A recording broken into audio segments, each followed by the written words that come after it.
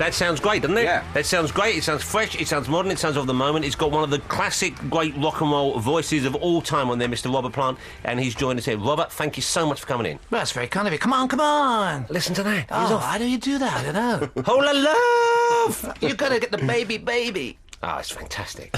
You're one of the greatest rock and roll men. What happened to this condom then? Yeah, I've got it. It was in a suit. You gave it to me, and you did say, "Here you are, Sonny." Did you actually give... Do you remember ever giving people condoms? I think I've been doing some of that sort of public-spirited stuff over the years. Whatever possessed you? Well, perhaps I didn't need it anymore. It wasn't you. You're not. You weren't coming on. The seal.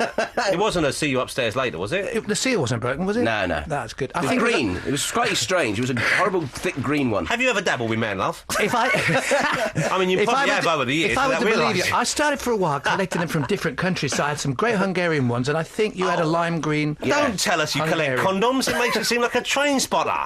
And why not? Go, hello, it's Robert Plant. Come out to my house, see my extensive collection of condoms round the world. I don't want to know about that. I want to know about so many other things.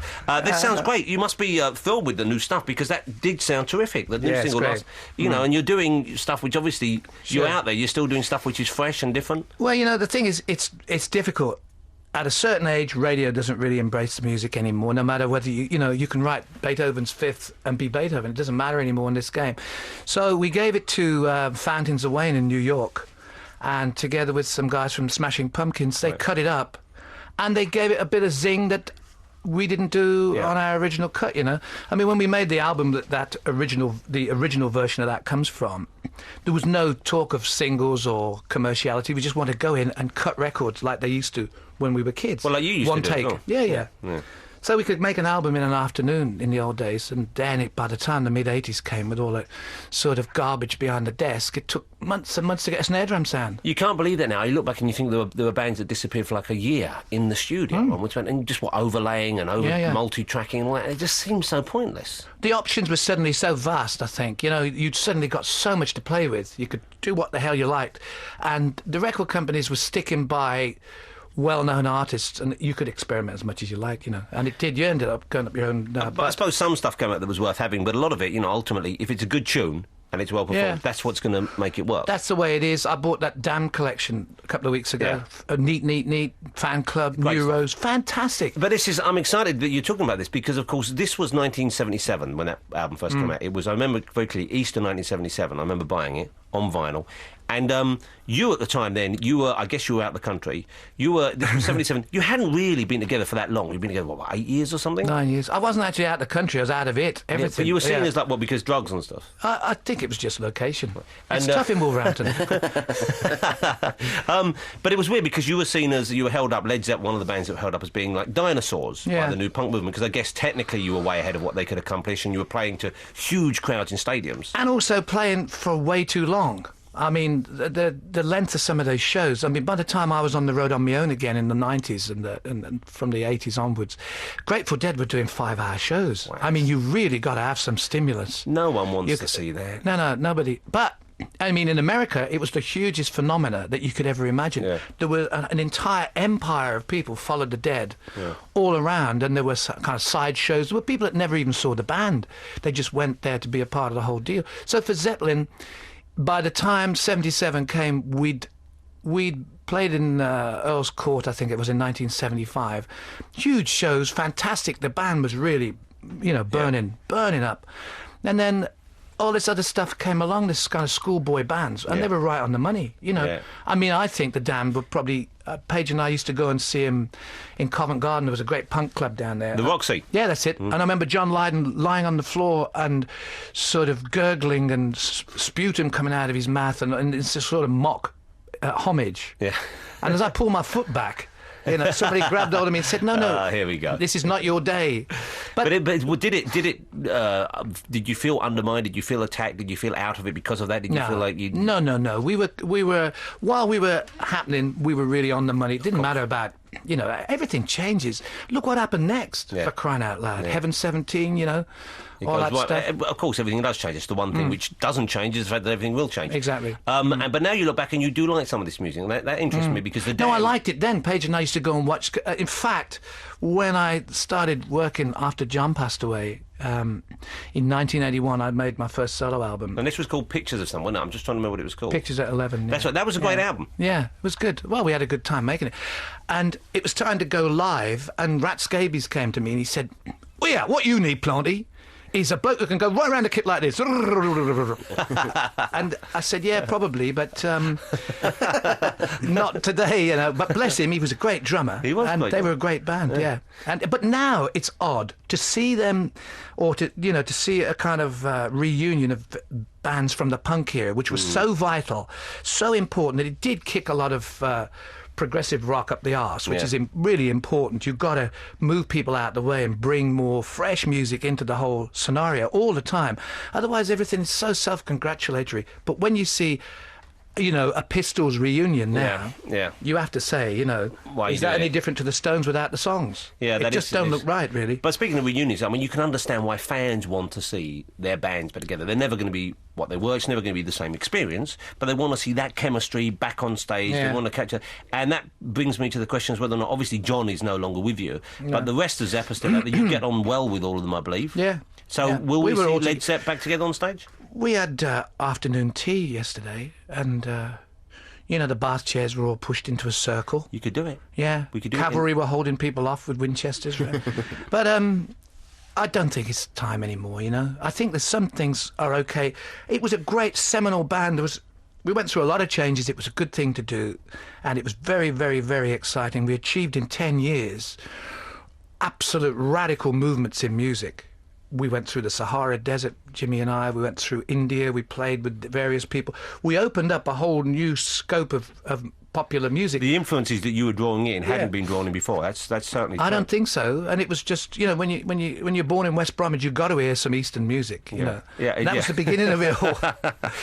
Did you ever like other bands from that area in that period? Like Black Sabbath, of course, rose up kind of after you guys. Yeah. And were clearly influenced by you guys and come from very much the same background. Were you a fan of their work? That's a very leading question. No. Well, you dealt with it very neatly. Well, John Bonham had a good turn of phrase, and he used to call them Deep Sabbath. Because we couldn't tell the difference. It's a bit like, what's the difference between mature cheddar and... It was all a bit odd at the time. It was very competitive. It was kind of funny in a way, because if you think about it now, testosterone levels changed, the whole deal's... It's a different time, and you think, hey, what was all that about? But there were quite a few sort of rough and tumbles between all these bands. There was a lot of peer pressure, to be considered to be doing real well. The Stones were huge profile guys, and Zeppelin was selling 3 or 4 times as many albums a day.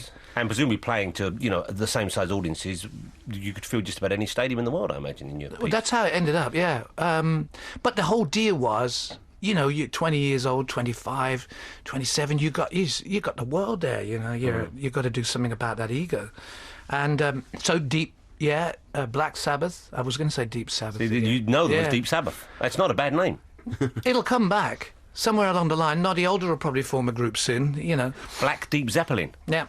That's not a bad name for a band. Are you still sexually active? I'll have to let you know after about 6 o'clock tonight. I'll tell you why I'm asking. I'm looking in the pictures here. These jeans you wore, I'm surprised any blood got down to your legs. I don't know whether any did. The tightness of that waist, you must have been about an 18-inch waist. You were in 16-inch jeans. Maybe that's why we did an acoustic set and I had to sit down all the time. I'm surprised your legs didn't wither and drop off. Let me tell you something. I was given by Landlubbers, it's a trade name, I was given a lifetime supply of these things. Of the jeans? Yeah. It's also very handy if, it's another form of contraception, really. You put those things on and you've had it. But you can't beat the tight jeans for looking good on stage. Those were the days. And you did look great on stage. I mean, I'm sure you look okay on stage these days, but you were a beautiful young man. Well, that's very kind of you to say so. Have you still got that condom? I think I'll play a record. You know what? Got uncomfortable. Well, because it's you, okay. Just be gentle. That was very nice. Who was that by? That was by Johnny Osborne. It's from the Studio One. Now, here's something. You would think Robert Plant might be a man of limited musical taste. I don't know why you would think that, but you might think How that. dare you? Okay, well, you Coming might on a think free that. transfer from Warsaw to hear that. And yet, we're talking here, and he's talking knowledgeably and with great enthusiasm, while that track was on, about Moroccan music, about his love of Northern soul. Yep. I was told up front, the guy who works with Jonathan is a soul freak. I am a soul fan, yeah. Not necessarily the soul. You don't need the soul word there. Just freak. Right. And you brought him in. What's this? You brought Andy a present. The Bogs. We are the Bogs, we are. All right. And what is that? Marrying the low file of Exile Main Street with the high brimstone of white stripes. Yeah, it's good. great. The guys used to play on street corners. They play. It's kind of like Lead Belly on acid. That's nice. And for me, you brought in... I bought you Najat Atabu, the voice of the Atlas. What a creep! You'll do very well with this. It comes in with presents. Look at that. Yeah, We're going to play a bit of this when we leave. This is a Moroccan singer. We'll play a bit to end the show on, because let's face it, we put it in now, it might end the show early. Do you know what started happening there? People are giving me CDs to give to DJs when I'm doing interviews. It's like plenty. Alan McGee sent a CD to me yesterday. I was doing LBC, and he said, "Here, have this, and when you're going up to Scotland, make sure that somebody..." So they're using you as a plugger. I like it. I'd do anything for Al McGee. He's another big spirit in this sad old game. Now, Robert, there was an album out you may be familiar with called Led Zeppelin 4, and on it there was a track Stairway to Heaven. Okay. Mm-hmm. I was in America once, and we and they love it over there. They're just crazy for that song, aren't they? They will do anything for that song. I landed with my wife. We hired a car. We were driving over. This was before we had children. We turned the radio on. It was Stairway to Heaven. Very nice. And we listened to a bit, and then we thought, that's enough of that. We turned over. We went to something else. Country. We were going back through the dial. We came to Stairway to Heaven again. We went off. We came back. Stairway to Heaven again.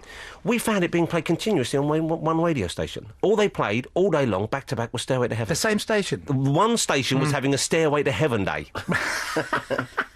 Now, you must have earned about £200. I'd like to be glib about it, but I've got to be so careful. I mean, the thing is... It's a great song. There's no two ways. But it must haunt you, I'm sure. But I don't know where the chorus is, but I know it's a great song. It's a wonderful song. Rolf Harris, I think, probably is the definitive version. Now, what about the Butthole Surfers? Do you remember the Butthole Surfers? Oh, I love the Butthole Surfers. Hairway to Stephen? I haven't heard that one, no. There must be, though, I'm sure you have, I would have thought in America more than here, that kind of level of dedicated fan who drive you a bit crazy. I don't know. I mean, I don't see people much. Yeah. So you keep yourself to yourself. I do a lot of gardening. I try and stay in if I can.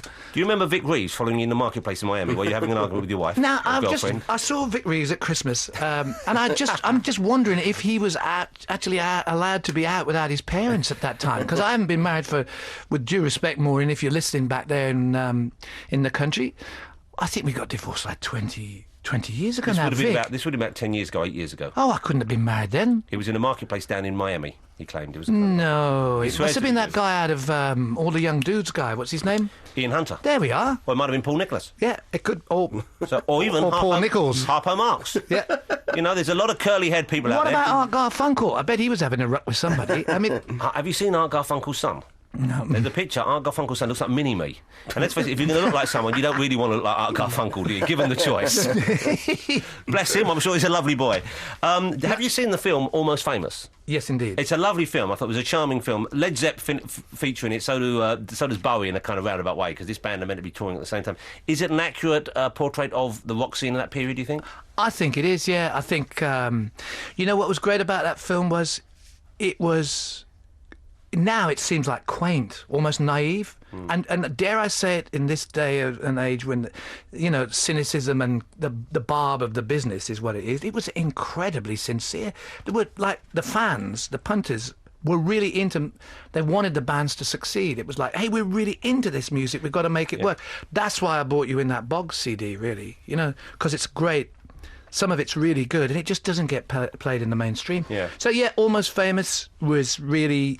Virtually there, I think. And very funny. The music was crucially important, which is as it should be, of course. And nowadays it doesn't seem quite... I mean, that's what was nice about punk, was people turning up there and saying, I'm here because I want this exciting jolt of a new sound. Well, when was the last time it was like that, though? I mean, by the time it got to Heaven 17 and Haircut 100... It was so much, it had gone.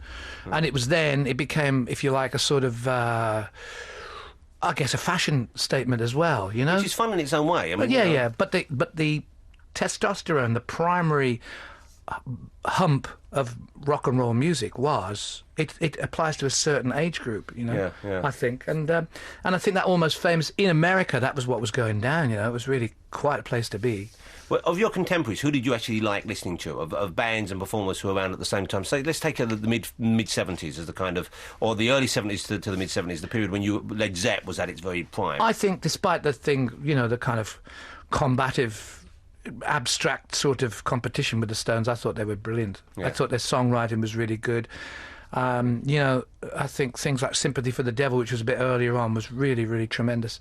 But I was into West Coast stuff. I mean, coming from England, it was kind of odd because the British rock and roll boom came out of black Chicago blues. Yeah. So you got the Animals, you got the Yardbirds, you got all those groups that were around when I was a kid who were just emulating black. Yeah, of you know, course, Chicago, and the Stones too. The first album, the Stones, and then they went to Chicago and recorded at Chess Studios. You know, so but we never got it right. We had to modify it, and the Stones modified it in their way, and we did it in our way. But I was really into the American West Coast music, so I liked early. You know, you're going to believe this now. I should have a beard and a pint pot in my hand, but I liked Crosby, Stills, the Stash. Crosby, Stills and Nash. Yeah, I can understand that though. And then the Byrds and people like that. The Byrds, especially. Yeah. The single best performer you ever saw in your life? Elvis. Wow, you saw I Elvis see, live. we didn't see him. And where was that? When was that? I saw him many times, but I saw actually 4 or 5 times. Wow. The last time I saw him was at LA Forum when Zeppelin were invited to go along and then meet him afterwards, which was a real, I mean, talk about trepidation. You get to the 8th floor of the hotel and, you know, the doors open and there's a couple of tables with some big gorillas looking at you. And we're there in our party frocks, you know, we just come off the stage with those jeans on. Yeah, well, you see, that would have scared anyone. And anyway, we went to this huge suite down the corridor, and bit by bit it filled up. It looked like something out of Charlie's Angels, you know. It was, if I look back now, it was fantastic. It was a real period piece. And eventually the door opened at the end, and out came the King. Yeah. And he was just really on the money. He was fantastic. And he was very funny, and he was right. He really enjoyed the same music that we were all into. You know? Presumably he knew your music. He obviously knew who you Not were. much, no. I think he'd adopted a kid when he was in the army in Germany, and the kid was a real Zepp fan. And 1 or 2 of the Memphis Mafia had worked with Led Zeppelin here and there. So he knew about our story, but he didn't really know much about the music. But he was really captivating, great company, and incredibly bright and self-effacing. He had a real good cover. He had the whole thing covered and down, so it was really a great shock. So he could so he relaxed people when they came in, because everyone, I guess. I don't think he ever dealt with people really. I mean, people were really surprised that we stayed with him for 2 hours, just standing in a circle talking, laughing and talking. Our manager, who was an ex-wrestler, Peter Grant, who's quite famous in rock and roll circles. He really changed the world. He really changed the world of rock and roll. He screwed the promoters and the agents and said, with Zeppelin, we do it this way, and if you don't want us, we ain't coming. And then we came to see Elvis, and the big guy comes in, and he meets Elvis's dad, Vernon Presley, who's got a white safari suit on and's very frail, sitting down. And Peter's 28 stone, great big guy with long hair. He goes to shake his hand, misses his foot in, and falls onto Elvis's dad's lap. It's a great... It was amazing. And we go, oh, Christ, now what's going to happen to us? We're probably going to end up, you know... with Memphis boots on. Yeah, but we're going to end up in Burger King being served up. But it was very, very, very funny. Have you... you've never written your story down, have you? You haven't done an autobiography? Well, you know, the adrenaline's up right now. You know, when you work, you get pumped up. Yeah. I'm talking the same way now. But most of the time... You know, I can't remember half the things that happened. But it'd be great, wouldn't it? I mean, even the stuff you can't remember, just make it up. Well, there's a lot of that been going on, actually. Because the stories, there were legendary stories about the excesses of Led Zepp on the road, and, you know, as you said, you mentioned Peter Grant, these stories have been passed down, and they become part of sort of rock and roll lore, basically. Do you know, I've got a sweepstake going on. I wondered how long it would take for us to get to that point. And no, I'm not mentioning the Red Snapper. I'm not even going there. You're always in there. I'm not interested. No, it was exactly what time. It's 4 minutes to 1. Although, I think I might have won 20 quid. But interestingly, whenever I go to LA and I drive past the hotels and I go to the cage work, I for some reason I always think of Led Zepp because it's become so much kind of woven together with the kind of tapestry of like modern American pop culture. The concept of you guys being out there living this crazy lifestyle and basically kind of writing the book for rock and roll on tour. Now you expect me to say something? No, you don't have to comment. I'm genuinely asking about that because I know you must be bored of all that stuff. But it is something interesting, is that, you know, it's still, you cannot get it away from the band. I can't tell you how many accomplices there were. I mean, anybody and everybody you could get in on the bandwagon, and then some guy decides to write it all down. Yeah. Calls it the Hammer of the Gods. And I said to Jimmy, you know, this wasn't us. This was a new vaudeville band. Yeah. Herman's Hermits did that particular thing, you know? What's going on here? Goldie and the Gingerbreads were involved with the Shark in Seattle. What's going on here? You know what? I don't even know what you're talking about here, but I'm going to get a copy of that book when I get out. No, but I wasn't curious of that because we're just genuinely delighted you're on the show. When you perform live still, okay, is it the same? Do you feel the same thrill? Is it a different feeling? I mean, how is it for you performing at this different time in your life, different music? Fans responding in a different way, no doubt. Yeah. What is the experience for you now? Well, I'm a part of a really great band. I've got guys from Portishead playing with me, and it's a really fantastic unit. And I'm very fortunate because that's what I wanted to do, you know. So it's incredibly stimulating. When we played, the last gig we did properly was in Moscow in December. And this sounds great. This was at the Olimpsky. Yeah. Olimpinski Oh, Arena. yeah. There were more guns than you could shake a stick at. I've never seen so much security everywhere. It was quite interesting. Well, it's like the new frontier, wasn't it? Yeah, yeah. It was. I mean, it was amazing. But you know, I was looking around, going, I don't understand any of this. There's what I'm looking at, but I don't know really what I'm seeing. But it's fantastic because there's a whole new fan base. When you just played that track and you were talking about last time I saw it, I mean, that was being played like every hour in Russia on the radio. So I'm not just going in there on the back of what I did before. Yeah, they're listening to the new stuff. Yeah. And they want that. Yeah, that must be lovely. Well, that's what I want. I mean, there's no point in doing it otherwise, because if it's just an oldies show, you know, I can. And presumably you're not short of a few bob, so it's not like you need to be out there for that reason. Well, if it was up to me and I was only having to do that, I think I'd go and open the show for Frank Carson or something like that. Yeah, that would be fun, though. Well, I like him, you know, and I think it'd be a night well spent. Are you tempted ever to do a sort of bizarre and crazy thing like that? Say, okay, you know what we're going to do tonight? We're going to go and open for Harry Hill. Wouldn't that be great? Yeah, you could do wouldn't that be great? If there was a Led Zeppelin revival, just the three of you, shamble on stage before Harry Hill, knock off Stairway, that's it. Just give the fans something to feel mournful about missing. Yeah, with a T-chest bass. And it goes on those websites like as quick as you could say. It would be on before you finished. Yeah, exactly. Do you use the web much? Do you trawl the web? I do, yeah. Here's a word of advice. Don't give out your credit card details. Mm-hmm. What are we going to play? We can't. We've got 45 Oh, no, Robert, seconds. you've just carried on yakking away. Well, and stick this on then. yakking Here. away. Well. Let's see if Radio 2 can hack that. Well, we're going to play some Moroccan music for you. This is comes highly recommended from Robert Plant himself. And you're going to go at 20 seconds. The artist's Okay, that'll name be is... fine. Najat Atabou. Okay. Very, very good stuff. Genuinely, a Yeah. huge pleasure to meet you. Thank you so very much much. for Very coming nice on. to see you. I appreciate it. Yeah. And this is Najat Atabou.